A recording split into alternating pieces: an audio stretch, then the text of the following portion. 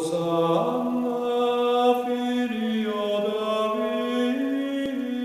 want to talk about communion in the hand because this is one of the particular things that Bishop Athanasius Schneider asks in his Crusade of Eucharistic Reparation for this thing. And I think this is a little complicated because our enemies, the enemies of trads, often criticize us because we insist on communion in the tongue.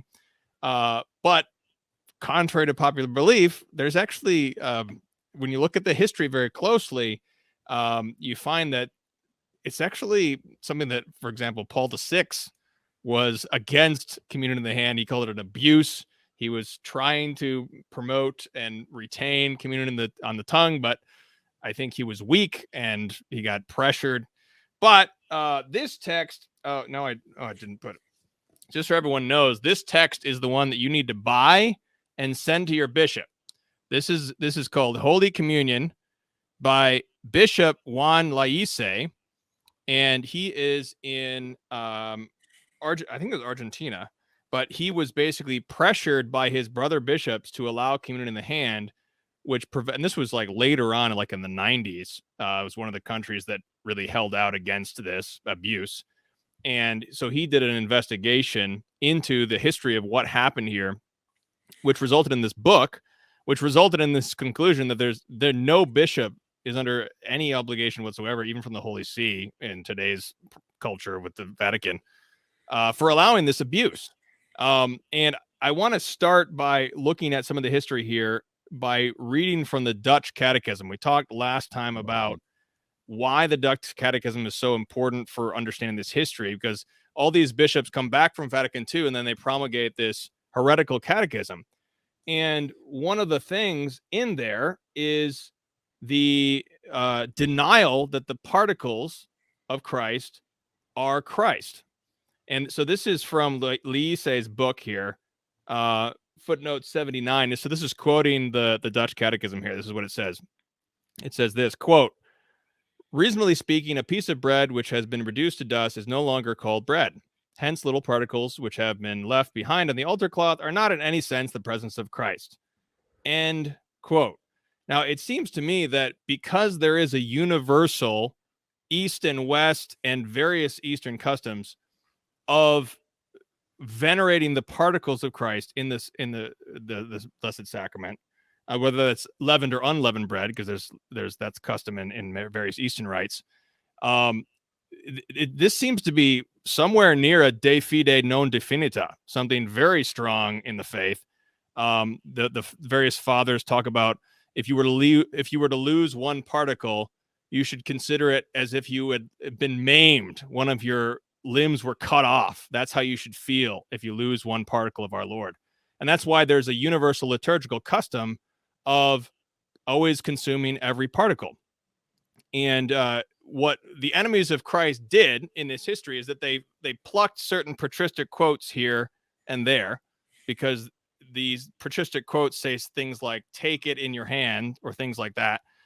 And they tried to impose on us a Protestant version of that, because the Protestants started doing communion in the hand, but the key difference was that they didn't reference the particles.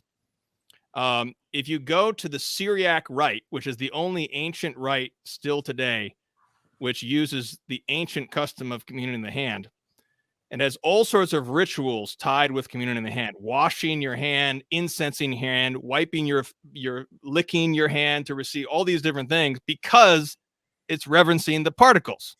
And that's the total difference, between the night and day difference between what is done today in our churches is a profanation. It's really a heretical version of communion, because it's imitating the heretical Protestants. That's how they receive their communion, because they don't believe if they're like Lutheran, they might believe in some real presence, but they don't believe in the particles. They don't believe that this subsists in the bread. Any comments, gentlemen? Matthew, please. You had some things, I think.